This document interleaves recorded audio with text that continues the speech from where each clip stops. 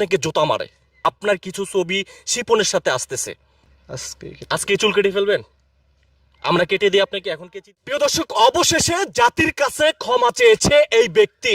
সামাজিক যোগাযোগ মাধ্যমে আপনারা দেখেছিলেন তিনি কিন্তু ভাইরাল। ফেসবুক ইউটিউবে ঢুকলেই তার ভিডিওগুলা সামনে চলে আসে। আপনারা বুঝতে পারছেন সে এমন একটা পার্সন দেশের 43 থেকে 44 জেলা যে কিন্তু সে ওয়াজ মাহফিল করত। আজ কিন্তু এরকম গামছা মাথায় দিয়ে বিভিন্ন জায়গায় ঘুরে বেড়াচ্ছে, যেতে পারছে না তার মহল্লায়। উনি এমন একটা লেবাসদার ছিল, পাঞ্জাবি জুব্বা পরে মাথায় টুপি দিয়ে সে বিভিন্ন জায়গায় বুক ফুলিয়ে যেত। এবং কোনো ছেলেরা যদি রাস্তায় দেখতো কিংবা কোনো মুরব্বী যদি রাস্তায় দেখতো তাকে সেলুট দিত। এখন সেলুট তো দূরের কথা, সে তো মুখ ডেকে রাস্তায় বের হয়। কারণ হচ্ছে মানুষ তার প্রতি এতটাই বিরক্ত, যদি না মানুষ ধরে ওনাকে গণদোলায় দেয়। তাই জাতির কাছে আজ অবশেষে সে ক্ষমা চাবে। তবে ক্ষমা চাওয়ার আগে একটি বিষয় শেয়ার করতে চাই আপনাদের সঙ্গে। অমর ভাই, আপনি আমাকে একটু বলবেন, আপনি এখন যে লেবাসদারে আছেন, একটা সময় আপনার পিছনে মানুষ ঘুরতো, হ্যাঁ, মানুষ আপনাকে সেলুট দিত, আপনি বুক ফুলে রাস্তায় হাঁটতেন, কিন্তু সেটা এখন আপনি পারছেন না। কারণ আপনি একটি বিশাল বড় অপরাধ করেছেন, যে অপরাধের শাস্তি একমাত্র উপরআল্লাহ জানে যে আসলে কি হবে। দর্শক, একদিন না একদিন আমাদের সবাই চলে যেতে হবে, মানুষ বলতেই ভুল। আপনি এই যে লেবাসদার যে এখন নিয়েছেন, আগের লেবাসদারের কথা একটু মনে করেন তো। ভাই কষ্ট লাগে ভাই, বিশ্বাস করেন। জীবনে ভাই শার্ট প্যান্ট পরি নাই ভাই, ছোট থেকে সবসময় ইসলামিক লেবাস পরছি, তাকওয়ার লেবাস পরছি, পায়জামা পাঞ্জাবি সবসময় পরছি, লুঙ্গি পরছি। কত সুন্দর মাথায় আপনার গোল টুপি ছিল মাথায়, সেখান থেকে মানে আপনি গোল টুপি করেছেন, এমন একটা গোল টুপি করেছেন যা কিনা আপনি চুলগুলা করেছেন বান্দরের লেজের মতো। মানুষকে মুখ দেখাইতে পারছেন না, এভাবে মুখ ঢেকে ঢেকে রাস্তায় হাঁটেন। তখনকার সিচুয়েশন আপনার কেমন লাগে যে এই যে কত সুন্দর মাশাআল্লাহ দাড়ি রেখেছেন এবং চুলগুলা করেছেন কি আপনি আপনি একটা বার চিন্তা করেছেন?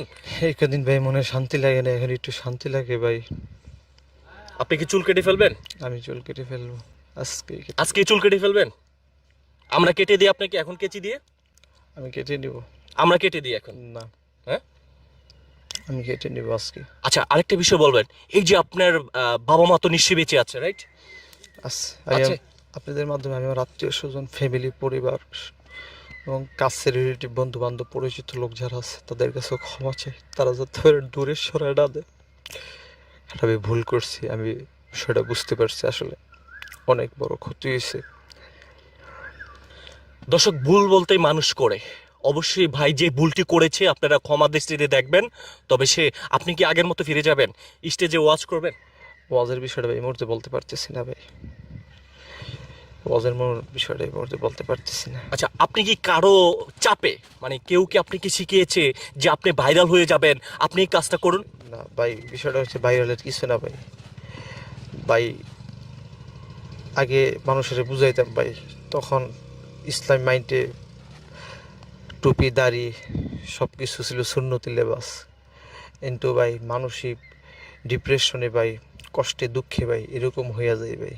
আচ্ছা, এর আগে একটু থামাচ্ছি, এর আগে আমরা একটা ভিডিও দেখেছিলাম, ইভেন হচ্ছে আপনার যে ভিডিওগুলো ভাইরাল হয়েছে কমেন্ট সেকশনে কিন্তু আপনার কিছু ছবি শিপনের সাথে আসতেছে, ওই শিপনের সাথে আসতেছে, যে যিনি কিনা ভাইরাল হয়েছে। আসলে ওই ছেলেটার তো ওইরকম আমার সাথে কোনো এখন সম্পর্ক নাই। তবে একটা সময় ও আসছিল আমার কাছে দোয়া নিতে, তখন আমি ওয়াজ মাহফিল করতাম। আচ্ছা ওরে লিয়ে গেছিলাম এক মাহফিলে। আচ্ছা, এই হইলো আর কি বিষয়। শিপন কি আপনাকে শিখিয়েছিল এই কাজটা করতে?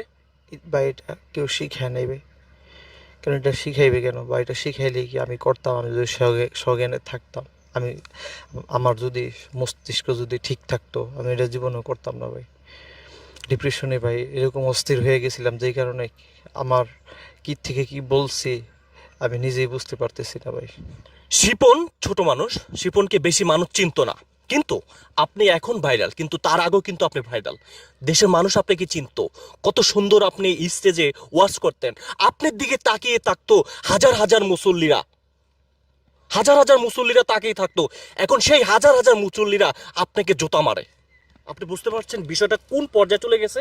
ভাই মানুষের মনে অনেক কষ্ট ভাই, মানুষ আমার ওয়াজ শুনি না, আজান শুনি না, কোরআন তেলাওয়াত শুনি না ভাই, ঠিক থাকতে পারে না, কলিজা ফাইটটা যায় মানুষের, যে এই লোক এই কাজ কীভাবে করে। এই কাজ যদি একটা স্বাভাবিক মানুষ করতো তাইলে হয়তো মানুষ বিষয়টা বেশি কিছু নিত না।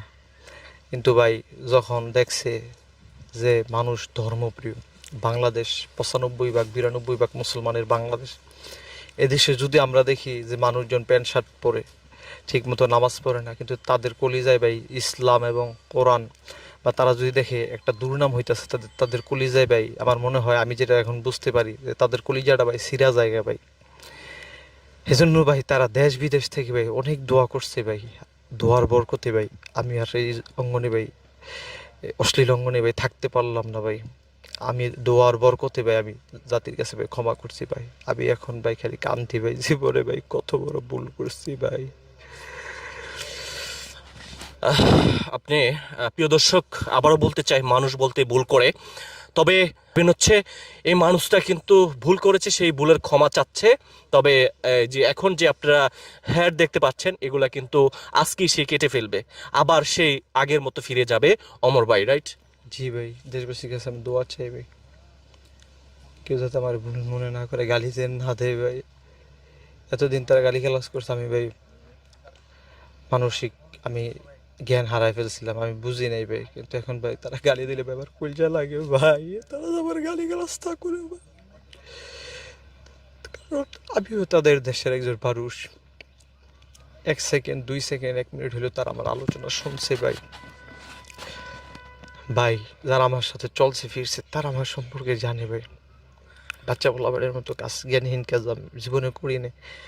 এই জন্য মানুষ ভাই বিষয়টা ভাই অস্থির যে এই কাজ কিভাবে করলো। আমি জানি না আপনি কেন এই পথে এসেছিলেন। 2 দিনেরই দুনিয়া। আপনি এই যে আমরা যারা আছি, আজ আছি, হয়তো কতক্ষণ পরে এই পৃথিবী ছেড়ে চলে যেতে পারে। আপনি শুধুমাত্র নায়ক হওয়ার চেষ্টা করেছেন, কিন্তু আপনি একটা বার 1 মিনিট, আপনি এই যে আপনারা যে হুজুর এবং আপনারা বক্তা, যদি কেউ মারা যায় আপনারা হচ্ছেন জানাজা পড়াইতে যান, কিন্তু আপনি একটাবার চিন্তা করছেন, আপনি যদি এই যে বক্তা ছেড়ে এসেছিলেন, আপনি যদি মারা যেতেন, তখন আপনার সেই জানাজা পড়াইতে কে আসতো? ভাই আল্লাহর কাছে লাখ লাখ শুক্রিয়া ভাই, আল্লাহ আমার ভাই, আল্লাহ আমার ভাই ফিরে আসছে ভাই, আমি ইমান নিয়ে মরতে পারবো ভাই। আপনি যে কথা বলছেন ভাই, আমি যদি মরে যেতাম আমার দিল ক্ষয় ভাই। প্রিয় দর্শক, আসলে বুঝতে পারছেন, সে আজকে ক্ষমা চাচ্ছে দেশের কাছে, দেশের মানুষের কাছে ক্ষমা চাচ্ছে। নিশ্চয়ই আপনি দেখতে পাচ্ছেন সে কান্নায় ভেঙে পড়েছে। তবে ওনার হয়ে আমি আপনাদের কাছে ক্ষমা চাচ্ছি। আজকের পর থেকে কেউ হইতো না ভাই, কেউ হইতো না আমার জানাজা দিতে নামাজ পড়াইতে। প্রিয় দর্শক, আজকের পর থেকে এই অমর বাইট আর এই যে চুল দেখতে পাচ্ছেন, আজকের পর থেকে আর কোনো ভিডিও আপনারা পাবেন না।